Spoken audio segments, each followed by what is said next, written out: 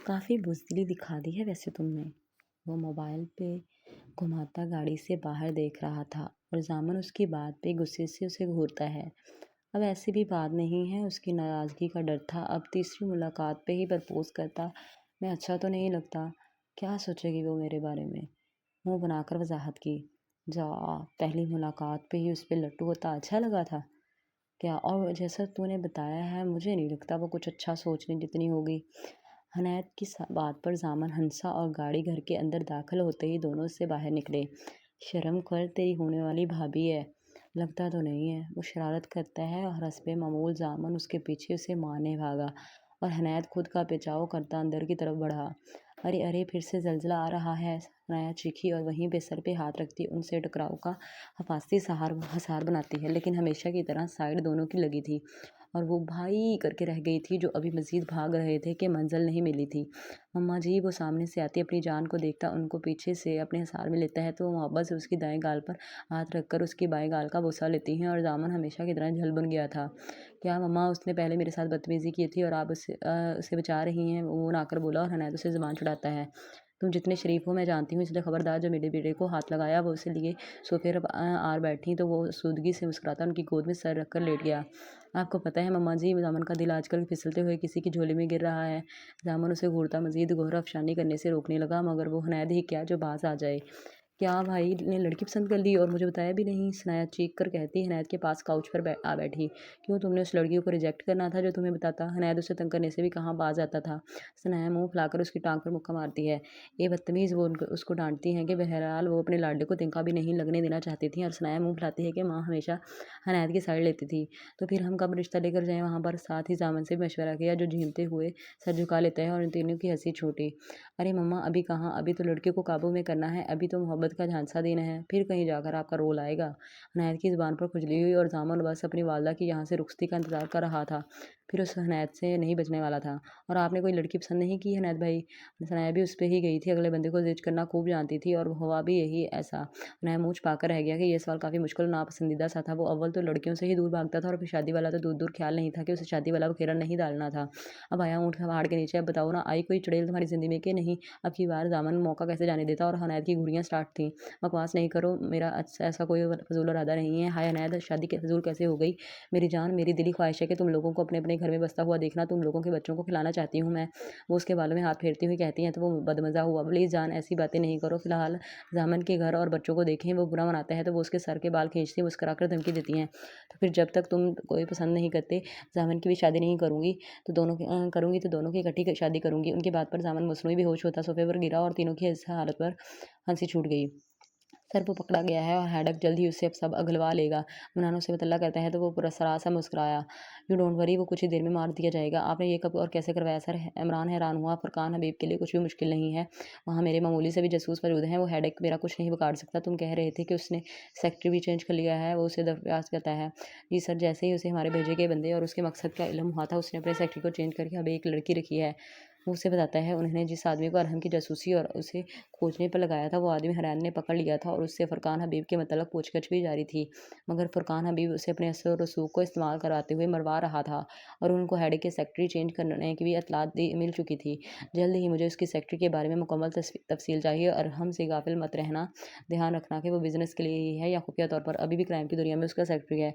वो laptop on करता उसे हिदायत के तहत वो सर हिलाता है। दूसरी तरफ उस एसपी के बारे में कुछ नहीं आता। सर जी, हमारा अंदाज़ा दुरुस्त था। उनके दरमियान वाक़ई में कोई चक्कर लगता है। कल उन्हें फिर एक साथ देखा गया है। उस लड़की को देखकर इस एसपी का चेहरा हज़ार वोल्ट के बल्ब की तरह रोशन हो जाता है। वो अपनी दी गई तशबीह पर फ़खरिया गर्दन अकड़ाता है। गुड, अभी कुछ दिन मज़ीद उन पे नज़र रखो, फिर कुछ सोचते हैं। और रात पार्टी पर जाने का इंतज़ाम हो गया है क्या? वो पूछता है। जी सर, हो गया है और हेडक अपनी स्ट्रेट के साथ आएगा। उसका होमवर्क हमेशा कंप्लीट रहता था। आज तुम्हारा पहला दिन है, क्या तुम खौफज़दा हो रही हो? वो उसे थोड़ा कन्फ्यूज़ सा देखकर इस्तफ़सार करता है।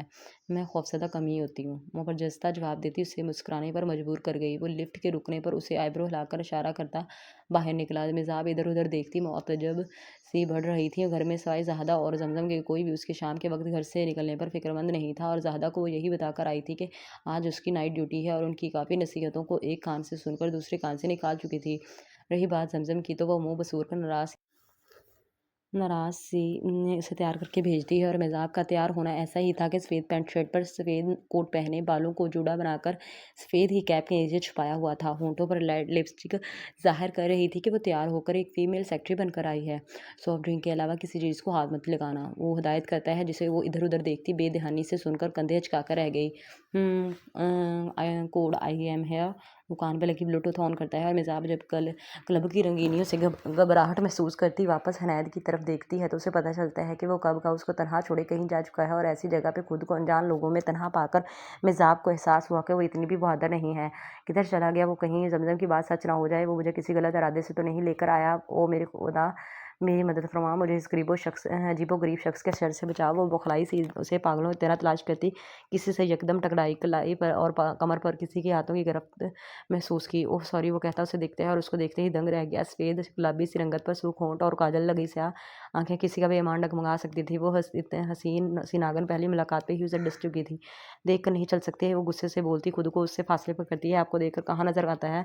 बहरहाल नाइस टू मीट यू मी फुरकान हबीब। वो हाथ आगे करता खुद इखलाक़ी से बोला, जबकि उसके हाथ को इग्नोर करती सेम हियर कहती है, आपकी तारीफ़। वो पूछता है, आप जैसे करते रहते हैं। वो तफ़ाख़र से बोलती उसे मज़ीद अपना गर्विदा करती है। खैर, मैं मेज़ाब हाशिम हूँ, हेडक की न्यूज़ सेक्रेटरी। जानते तो होंगे हेडक को? वो कॉन्फिडेंस से बताती, उसे चौंका गई। वह सर हिलाता कुछ सोचने लगा। ऑफ कोर्स हेडक को कौन ऑफिसर नहीं जानता, वो एक अच्छा स्मगलर है। वो बताता आगे बढ़ गया और मिज़ाब उसके अच्छा स्मगलर पर हैरान रह गई। वो शशोपंज का शिकार, थोड़ी घबराहट का शिकार हुई। क्या हेडक सच है या फिर ये अनजान शख्स जो छुपे अल्फाज में खुद को ऑफिसर कह कर गया था? ये कैसी धोखे से भरी हुई दुनिया है, हर चीज़ झूठ और हर लफ्ज़ सच नज़र आ रहा है। वो पसीना पोंछती किसी की नज़रों में आ रही थी। ज़बरदस्त सेक्रेटरी रखी है हेडक तूने, चल कुछ तंग करते हैं इस प्यारी लड़की को। वो मुस्कुराकर पास से गुजरते एक वेटर को रोकता, उसके कान में कुछ कहता है, साथ ही उसकी मुट्ठी में कुछ दिया तो वो सर हिलाता मेज़ाब की तरफ बढ़ा। रास्ते में काउंटर से गिलास तब्दील कर लिया था। Ma'am please drink. वो ट्रे उसके सामने करता है तो वो नफ़ी में सर हिलाती, नहीं चाहिए कहती है। सॉफ्ट ड्रिंक है मैम। वो उसके पास टेबल पर ट्रे रखकर कहता, वहाँ से चला गया और मेज़ाब हनायत की तलाश में इधर-उधर निगाहें घुमाती अब मज़ीद घबराहट महसूस फ़ील करती है। कहाँ चला गया वो? ये कैसी घबराहट सी है यहाँ? वो गिलास उठाती सर करती है कि वो ऐसी जगह पे पहली बार आकर थोड़ा घुटन महसूस करती है। हर तरफ किसी की बू और बेहयाई का लबादा था। ये भी कमीना कड़वा लग रहा है। वो गिलास ख़त्म करती मुँह बनाकर बोली, अलबत्ता ठंडा होने की वजह से ठंडक महसूस हुई तो वो दूसरा गिलास भी थाम लेती है, ये सोचे बिना कि वो सॉफ्ट ड्रिंक कागज़ नहीं पी रही है। वो घूमते सर से सामने देखती है तो वो कान पे लगी ब्लूटूथ पे हाथ रखे कुछ बोलता हुआ आता दिखाई दिया।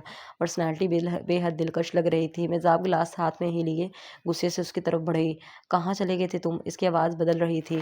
काम था एक, चलो जल्दी, वो संजीदगी से कहता बढ़ने लगा, जबकि मेज़ाब की तरफ सरसरीदा देखा और फिर हैरत व परेशानी से आंखें फटी रह गईं कि उसके हाथ में अल्कोहल का गिलास वो देख कर ही पहचान चुका था।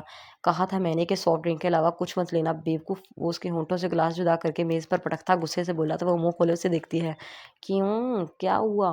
वो घूमते सर से मुश्किल बोलती आगे बढ़ती है कि कदम लड़खड़ा गए और वो गिरने ही वाली थी कि हनैद उसे जल्दी से थामता नज़रें घुमाता है और फरकान हबीब को मौका से फ़ायदा उठाकर ब्लैक केस लिए विक्ट्री का निशान दिखाकर बाहर जाता देखकर ज़ब्त करके रह गया। तुम मुझे इतनी आसानी से तो कभी नहीं पकड़ सकते हेडक। और रही बात तुम्हारी हसीन सेक्रेटरी की, तो इस दफ़ा हल्की सी शरारत की है, अगली दफ़ा बात शरारत जितनी नहीं होगी। वो गाड़ी में बैठा मुस्कुराकर खुद को मलामी करता है। वो यहाँ डायमंड की स्मगलिंग करने आया था और उसे पता था कि हेडक भी यहाँ पर इन्वेस्टिगेट करने आएगा और वो आया था, लेकिन फरहान हबीब ने अपना काम बहुत चालाकी से किया था। वो सामने आए बगैर केस हासिल कर चुका था और निकलने के लिए उसने हेडक की सेक्रेटरी को इस्तेमाल करते हुए उसे उस तरफ लगा दिया था और वो उसे पकड़ने से हाथ धो बैठा था।